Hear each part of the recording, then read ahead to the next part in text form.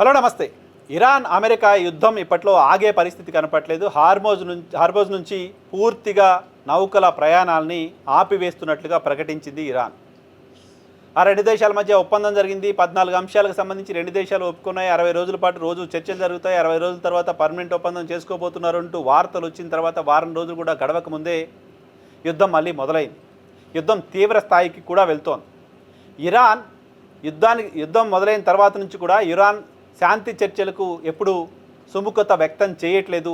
శాంతి చర్చలకు అమెరికా చూపించినంత ఉత్సాహాన్ని ఇరాన్ చూపించట్లేదు. నిజానికి యుద్ధంలో ఇప్పటివరకు ఎక్కువగా నష్టపోయింది ఇరాన్కి సంబంధించిన ఇన్ఫ్రాస్ట్రక్చర్ అంతా దెబ్బతింది. ఇరాన్ ఆయిల్ని బయటికి పంపలేకపోయింది, బయటికి అమ్ముకోలేకపోయింది. ఇరాన్కు సంబంధించిన విదేశీ మారక ద్రవ్యాలు అనేక దేశాల్లోని బ్యాంకుల్లో ఫ్రీజ్ చేయబడ్డాయి. సో ఇరాన్ పైన ఆంక్షలు పెట్టారు కొత్తగా. ఇరాన్కు సంబంధించిన రకరకాల మౌలిక సదుపాయాలని ధ్వంసం చేసింది అమెరికా. ఇరాన్కు సంబంధించిన ఎయిర్ బేసెస్ అన్నింటినీ కూడా ఆల్మోస్ట్ ధ్వంసం చేసేసింది. ఇంత జరిగిన తర్వాత ఇరాన్కి సంబంధించిన సుప్రీం లీడర్ని, మొదటిగా చెప్పాలి ఫస్ట్ డేనే ఇరాన్కి సంబంధించిన సుప్రీం లీడర్ ఖమేనీని చంపేసింది. ఇంకా అనేక మంది ఇరాన్కి సంబంధించిన ముఖ్య నాయకుల్ని చంపేసింది. స్టిల్ ఇరాన్ మాత్రం మేము శాంతి చర్చలకు సుముఖంగా లేము, మేము అమెరికాతో పోరాడతామని చెప్తోంది. ఇరాన్ ఎందుకింత ధైర్యం చేస్తోంది? ఇరాన్ ఎందుకింత మొండి పట్టుదలతో ఉంది?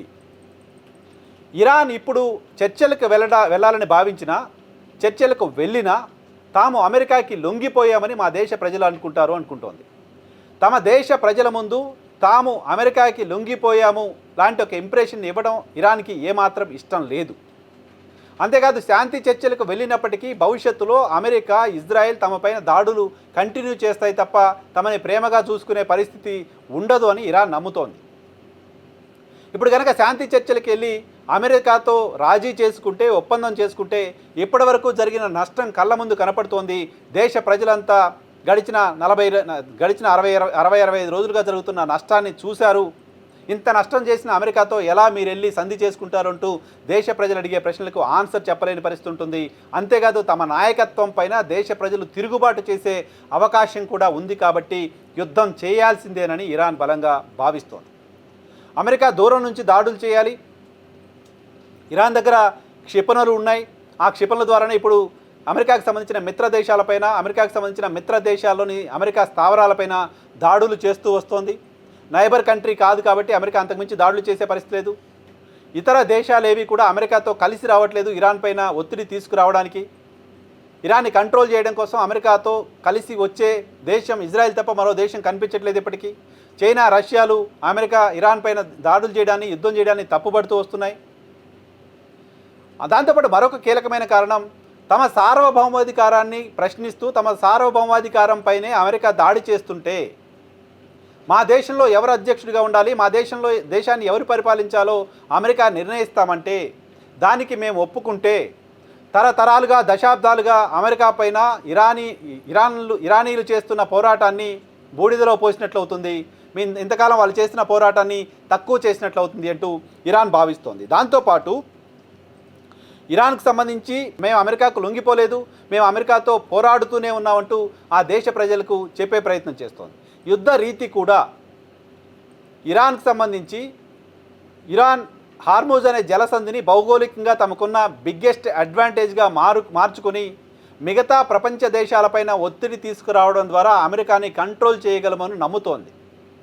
హార్మోజ్ ద్వారా నౌకలు రాకపోకలు ఆగిపోతే పశ్చిమాసియాలో ఆయిల్కి సంబంధించిన కొరత ఏర్పడుతుంది.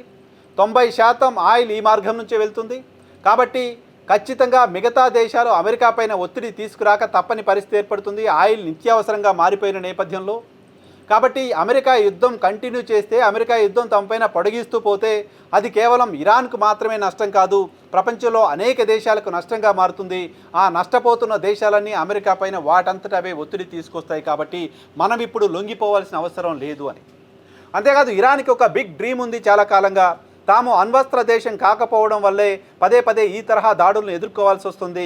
తాము అణ్వస్త్రాన్ని తయారు చేసుకోవడానికి కొద్ది దూరంలో ఉన్నాం. ఇప్పుడు వెళ్ళి అమెరికాకి లొంగిపోయి యురేనియంని వాళ్ళకి ఇచ్చేస్తే మళ్ళీ భవిష్యత్తులో ఇరాన్ అణ్వస్త్రాన్ని తయారు చేసుకునే పరిస్థితి కూడా లేకుండా పోతుంది. ఈ సమయంలో ఇప్పుడున్న పరిస్థితుల్లో అమెరికా యుద్ధం చేయడానికి ఇబ్బంది పడుతోంది. అమెరికాతో ఎక్కువ కాలం యుద్ధం చేయడం ద్వారా అమెరికాని ఫినాన్షియల్గా ఒక బర్డెన్గా తయారు చేయాలి యుద్ధాన్ని. గతంలో ఆఫ్ఘనిస్తాన్లో కావచ్చు, వియత్నాంలో కావచ్చు, యుద్ధం చేయడం ద్వారా అమెరికా భారీగా నష్టపోయింది, భారీగా స్పెండ్ చేయాల్సి వచ్చింది డబ్బులు. సో ఆ తర్వాత అమెరికాలో అక్కడి ప్రభుత్వం పైన వ్యతిరేకత వచ్చింది.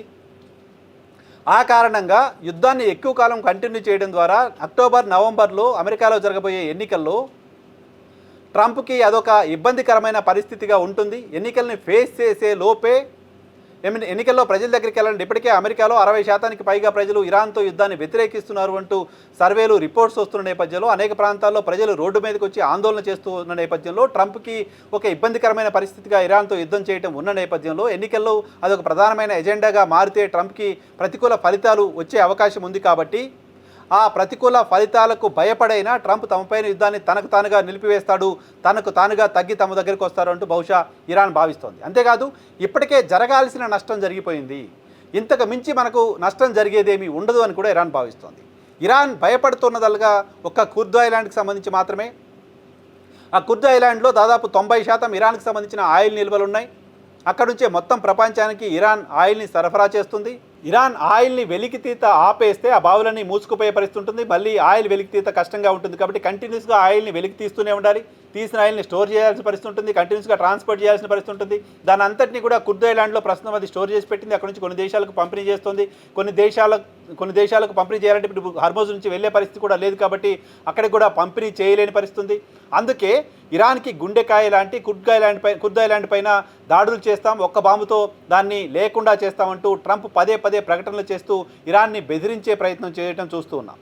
సో ట్రంప్ ఎన్ని బెదిరింపులు చేసినా, ఒక రాత్రిలో ఇరాన్ని లేకుండా చేస్తాం లాంటి ప్రకటనలు చేసినా ఇరాన్ భయపడకుండా చేస్తున్న పోరాటం అస్తిత్వ పోరాటం, సార్వభౌమాధికారాన్ని కాపాడుకునే పోరాటం. ఇంతకు మించి నష్టం జరిగే అవకాశం లేదు అని భావించటం.